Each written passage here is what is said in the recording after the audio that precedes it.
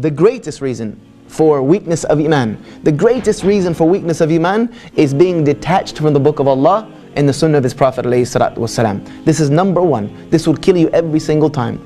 If you are detached from the book of Allah, meaning you don't read it, you don't ponder upon its meanings, you don't memorize it, you don't try to implement it in your life, then you cannot be wondering why your Iman is weak, because you have no attachment to Allah.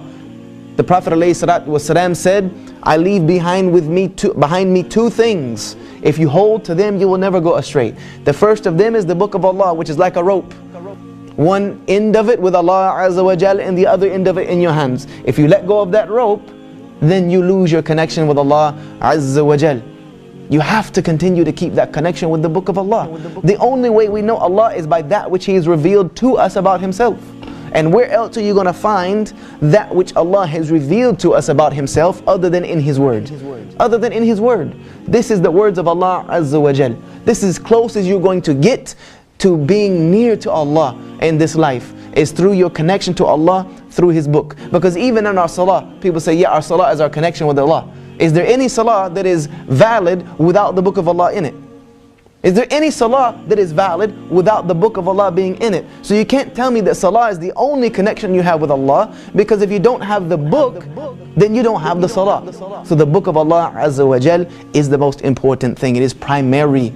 It is primary. I can't stress the importance enough that if you don't pick up the Quran at least once a day, in the morning or in the evening or any time, and at least thumb through something and try to understand it, then you have lost a severe connection with Allah Azza wa Jal. You've lost it. And if you just read the Arabic, mashallah, may Allah reward you with the hasanat of every single letter you read. But if you don't understand it, what is it going to do for you?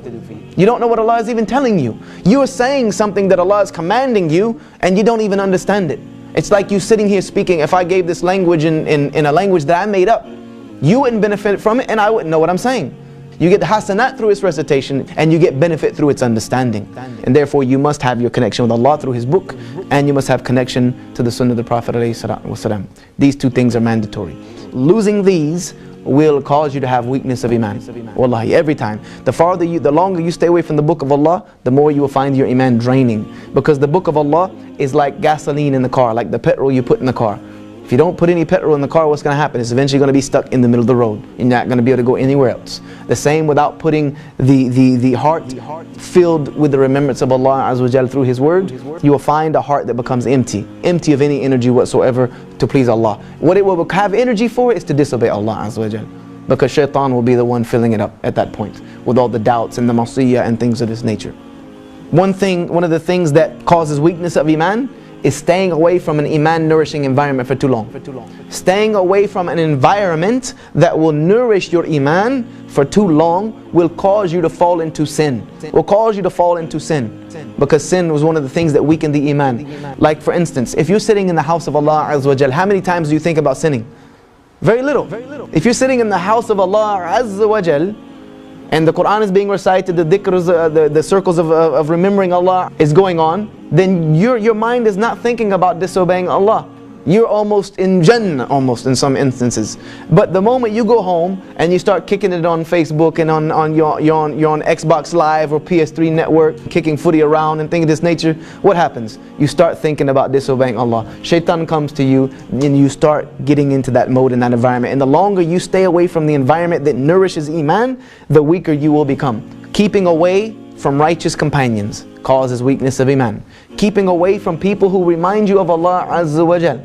As the Prophet ﷺ said, be careful of who you take as your companion, because every man has the deen of his companion. The person you spend the most time with is someone who does not remember Allah Azza wa Jal, does not remember Allah the way you should remember Allah.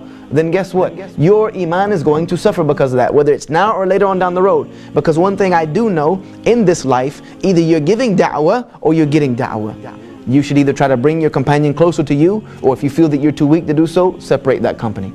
Separate that company for the sake of Allah Azza wa Jal, and let somebody else come and try to nourish that relationship. Because if not, you're both going to get dragged into the ditch. Preoccupation with dunya causes du'af al-iman, it causes weakness of Iman, and forgetfulness of akhirah. Forgetfulness of akhirah. Being unmindful of akhirah, meaning the next life, and all you are preoccupied with is this life, will cause your iman to become weak. Will cause your iman to become weak. Why? Because this dunya doesn't do anything but suck the life out of iman. It will suck your iman out like nothing else. It will. It doesn't mean that we cannot have anything from this dunya and have iman. No, but it must be in some balance. رَبَّنَا أَتِنَّا فِي الدُّنْيَا حَسَنَةً وَفِي الْآخِرَةِ حَسَنَةً وَقِنَا عَذَابَ النَّارِ. We ask Allah for the good of the life and the next, but upon that we ask for Allah to save us from the punishment of the next life. The Prophet ﷺ said, he is doomed who is the slave of the dinar and the dirham. That the person who is the slave of money is doomed. They're doomed. If all you do is a slave to the job, you're a slave to the paycheck. Every week you're a slave to this check, then you're doomed. You're doomed. That doesn't mean you don't need to go out and work. You must work, but work is ibadah. You need to understand that your work is an ibadah in and of itself. If you rely on Allah, He will never disappoint you. Allah never disappoints those who rely upon Him. He said it in His book. Inna Allah la yukhliful mi'ad. I don't break my promise.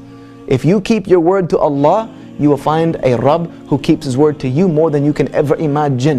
More than you can ever, and you'll never worry again. You'll learn not to worry. Worry for what? Worry about what? Oh, everything's falling down around us. Well, then Allah is tearing it down so He can build something better. MashaAllah, tabarakallah. We thank Allah for that. If we have a little bit of hardship in between, you're not going to get to Jannah with an easy life. Jannah is surrounded by hardship, and some of us think that we can catapult ourselves over the hardship and land directly in the middle of Jannah. It doesn't work like that. You need to go through the hardship to get there. One thing we need to understand about Iman before I tell you how to fix Iman is you need to understand the Prophet ﷺ said, faith wears out in the heart the same way clothes wear out. That Iman wears out in the heart the same way that if you wear clothes, they wear out. They constantly need to be cleaned and renewed, and you need to put on new ones. It constantly needs to renew. So he said, ask Allah to renew your heart. Ya muqallibal qulub thabit qalbi ala dinik. He said, the Prophet ﷺ told people, ask Allah to renew your heart. We also need to understand that it is part of our aqeedah that Iman rises and falls. You have to understand that, or you're going to always think that you're a hypocrite. And if you do always think you're a hypocrite, it's a sign of Iman as well. It's a sign of Iman. Don't always beat yourself up because you think you have become a hypocrite. The thing we need to try to fix though is that it doesn't fall to the point to where we fall into sin. It's like a muscle. We have to learn that Iman is a muscle. It is a muscle. If I go to the gym, would I pick up the 50-pound weight first and just start chucking that thing over my head if I'd never worked out before? No, man, I'm going to rip every muscle in my body. That's it. That's going to be the last workout I'll probably do for at least a month. I'm going to tear every ligament and tendon if I can even get the things above my head. And then I'm not going to work out anymore. I'm going to say that's too much. Right? Correct? No, you start with the little weights, correct? And then when those get easier, now you go to the other one. Because what happens is you build something called muscle memory, so that the muscles remember these movements and they get stronger. But if you stop working on those muscles, what happens? They go straight back downhill. Iman is a muscle that must be worked on.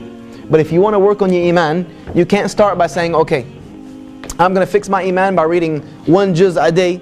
I'm going to pray 20 rak'ah of Qiyamul Layl. You know, I'm going to read 50 ahadith, this, that, and the third. Because why? You're not going to be able to keep up that regimen. I'm going to fast every other day, the fast of Dawood. You're going to put it all in at once. You're going to go from being a marginal Muslim to a super Muslim in one day. It doesn't work like that. You're going to jump off the building thinking you're Superman. You're going to splot right on the ground. You need to work at it slowly. وإلى جراح المتعبين نكن شفاء بعطائنا كم قد مسحنا دمعة كم قد سترنا عائلا يبكي